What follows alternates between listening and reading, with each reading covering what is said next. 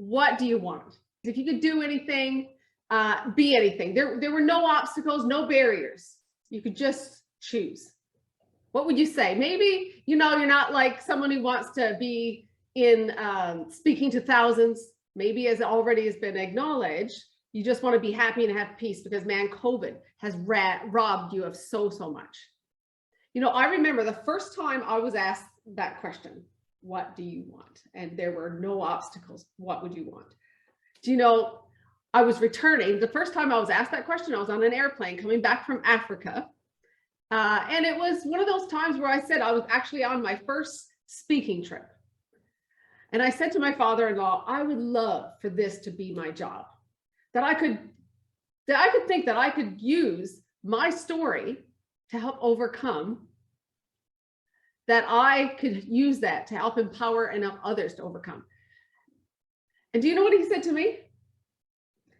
What's stopping you? Man, I'm telling you, I've never been more annoyed, yet more intrigued by someone as I was in that moment. How dare he imply that I was holding myself back? Yeah, I got to do it once and a few times, and that was amazing, but I gave him all the excuses, and as I list them off, maybe we could relate. Who really gets to live out their dream anyway? Like, I can just quit my job?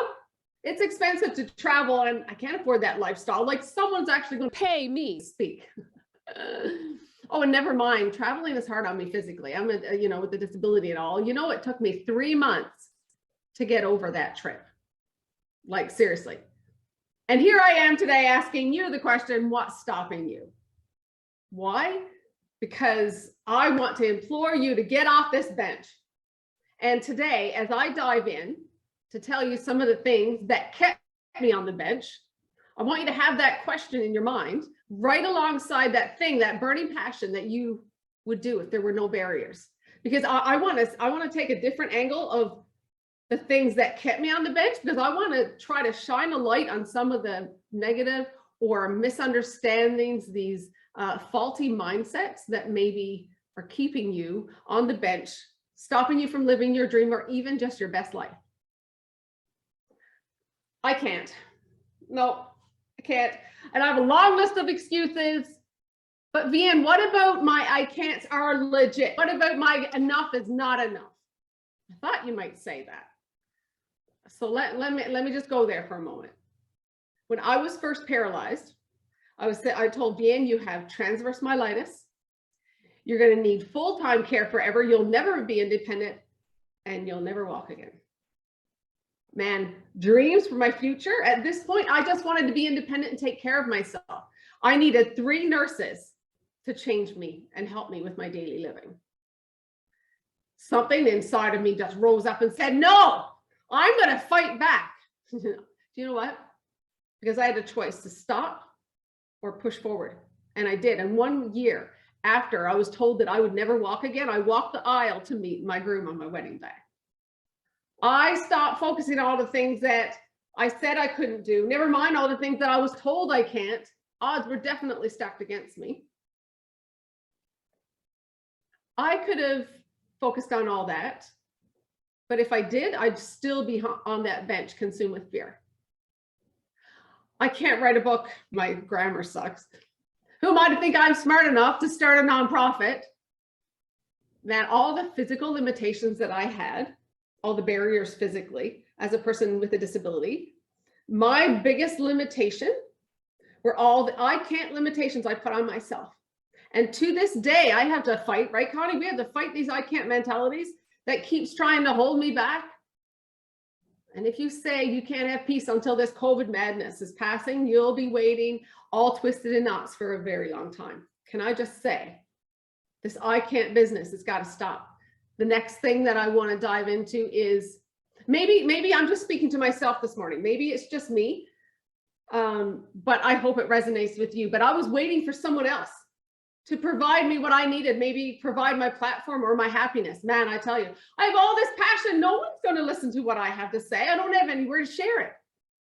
I wanted to get off the bench, but you know, I'm going to sit here until Tony Robbins gives me a call.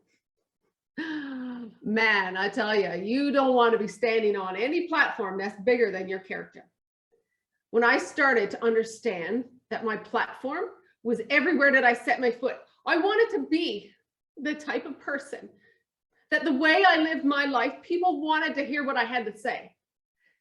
Can I tell you, a couple of weeks ago, I do Instacart religiously. And a few weeks ago, I was doing my Instacart order, and I usually am pretty on top of it. I know exactly what I want. I don't have any changes. Yeah, approve, and it's fine.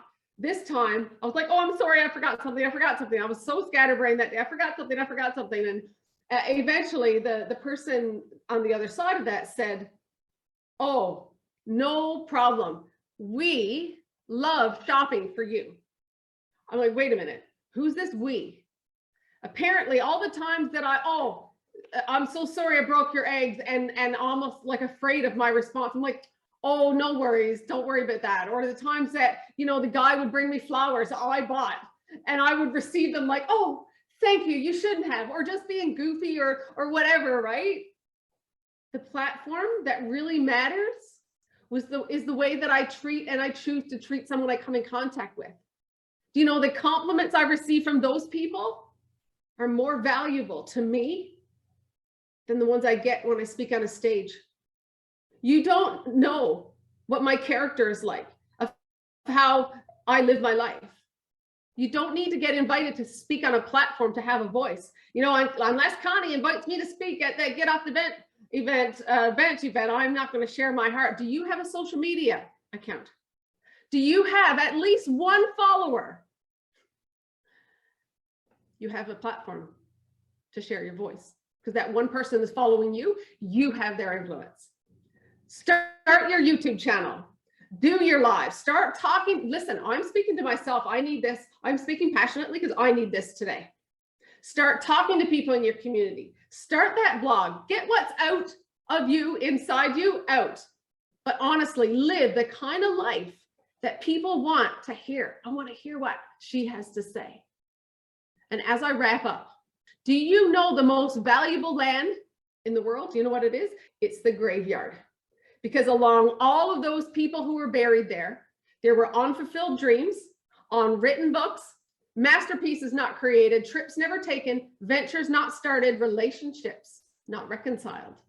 That's the most valuable land in the world. So think about what you want. Come up with one action step today that you can do. Whatever needs to be decided, spoken, written, created. John Wesley tells us, do all of the good you can by whatever means you can, in all the ways you can, to all the places you can, all the times, all the people you can, as long as you can. Because it's never been a better time than now. It's time to start saying, I can't. It's time to start waiting for other people to validate you or me. Trust me, I'm speaking, preaching to the choir. Or give me what I need, because this world needs you and the force that's in you today. So what do you want? But more importantly, what's stopping you?